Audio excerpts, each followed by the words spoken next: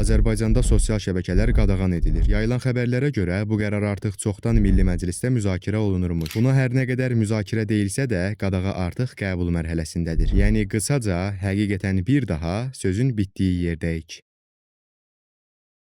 Bəli, yeni gün, yeni qadağalar. Bir sosial media qalmışdı, artıq yavaş-yavaş ona da qadağalar gəlməyə başlayır. Deməli, məsələ nədir? Yaşı 16-dan az olanlar artıq sosial şəbəkələrdən istifadə edə bilməyəcəklər. Bəli, düz eşitdiniz. Yəni, bu sadə bir məhdudlaşdırma deyil, konkret bir qadağadır. 16 yaşdan aşağı olanlar sosial şəbəkələrdən nə şəxsi hesab aça, nə də ki, giriş edə bilməzlər. 16-18 yaş aralığındakılara isə yalnız və yalnız valideyn razılığı ilə icazə veriləcək. 16 yaşı tamam olmamış şəxslər üçün fərdi rəqəmsal hesabın yaradılması mümkün olmayacaqdır.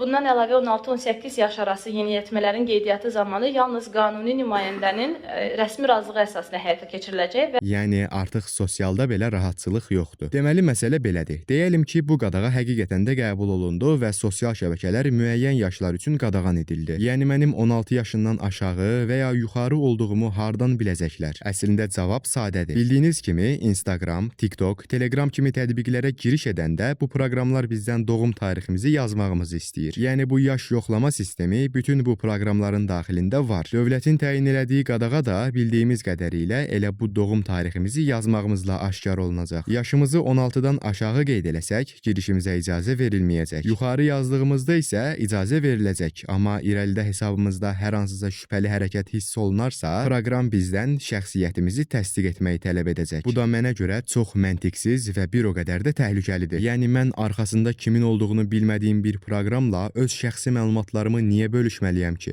Deyək ki, proqramın arxasında təyin olunmuş rəsmi bir işçi var. Amma məncə yenə də fərq eləmir. Bu insan mənim şəxsi məlumatlarımı bilməli deyil. Sözdə deyilir ki, yoxlamadan sonra, yəni məlumatlarımızı öyrəndikdən sonra proqramlar bunu beyinlərinə qeyd eləməyib siləcəklərmiş. Amma açığı mən belə bir şeyin doğruluğuna inanmıram. 2016-cı ildə də WhatsApp-dan mesajlarımızı siləndə bunun yerli dibli yox olduğunu düşünürdük. Amma illər sonra bunun əslində WhatsApp-ın ehtiyat nüsxələrində saxlanıldığı ortaya çıxmışdı. Yəni ən azından bu səbəbdən mən məlumatlarımızın kiminləsə paylaşılmağına isti yanaşmıram. Hətta bu proqramlar bizdən yaş doğrulaması zamanı bank kartımızı, e-post ünvanımızı və ya nömrə kimi çarpaz yoxlama metodları ilə bu məlumatlarımızı belə istəyə bilərlərmiş. Yaşın yoxlanılması bank kartı, yəni vəsaiti müvəqqəti bloklanması yolu ilə eyni zamanda elektron poçt ünvanları və mobil nömrələrin çarpaz yoxlanılması vasitəsilə həyata keçiriləcək. Yəni qısaca bu qadağa tətbiq olunarsa, uşaq böyük demədən hər birimiz böyük ehtimal şəxsiyyətimizi hardasa təsdiq eləməli olacağıq. Ən azından hazırki açıqlamalara baxanda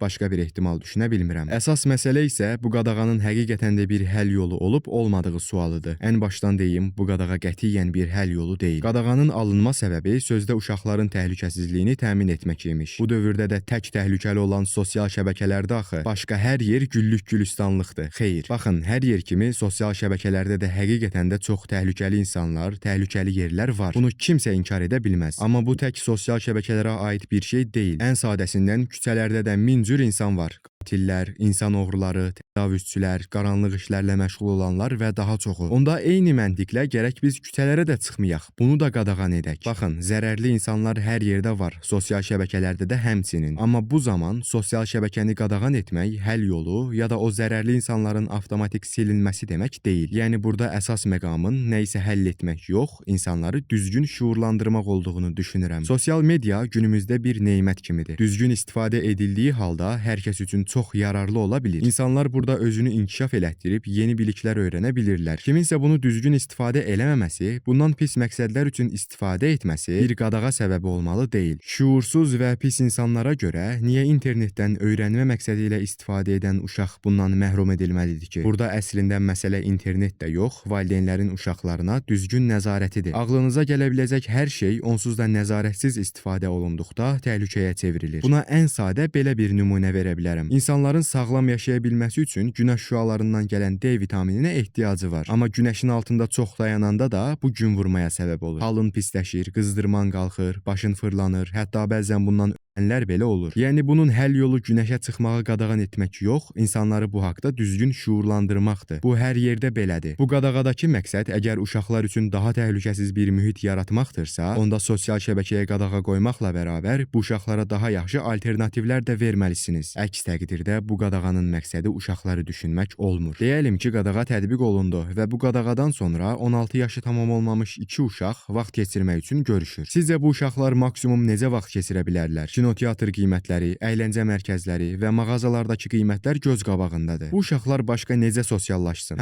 Bəzi cahil kütlə gəlib hər şey pul ilə deyil deyəcək, amma yox. Təəssüf ki, artıq hər şey pul ilədir. Məncə uşaqları, hətta günümüzdəki böyükləri də internetə bağlı edən ən böyük səbəb budur. Aylıq 20-30 manat ödədiyin internet sənin həm konsertin, həm əyləncən, həm kitabxanan, həm də kinoteatrın olur. Real həyatda zəhmətli və baha olan hər şey internetdə çox ucuz və asandır. İnternetdən də düzgün, şuurlu və nəzarətli şəkildə istifadə edildikdə ortada heç bir təhlükə qalmır. Yəni bir daha deyirəm, internetə qadağa qoymaq heç vaxt həll yolu deyil. Hətta bu uşaqları zamanla depressiyaya belə sürükləyə bilər. Əgər məqsəd uşaqlar üçün daha gözəl və təhlükəsiz mühit yaratmaqdırsa, ən birinci problem onlara sosiallaşmaları üçün çoxlu alternativlər yaratmaqdır. Mən uşaqları düşünüb təhsillə və ya inkişafla bağlı alınan real bir qərar görmədim. Uşaqlara daha yaxşı təhsil mühiti, daha əyləncəli alternativlər təqdim olunmadığı müddətcə kimsə məni qınamasın, amma bu uşaqlar bir yolunu tapıb yenə o sosial şəbəkəyə girməyə davam edəcəklər. Çünki internet dövrümüzün ən böyük ehtiyacıdır. Hər kəs bundan şuurlu və düzgün istifadə eləməyi öyrənsə, ortada bir problem qalacağını düşünmürəm. Burada da öhdəlik əsasən valideynlərin üzərinə düşür. Hər bir valideyn övladını düzgün nəzarətdə saxlamalıdır. Nəysə, bugün biraz çox danışdım. Mənim bu mövzu haqqında deyəcəklərim bu qədər idi. Siz də öz fikirlərinizi rəylərdə yazmağı unutmayın. Açıqlamadakı linkdən də Discord serverimə gələ bilərsiniz. Gələcək videolarda görüşmək ümidi ilə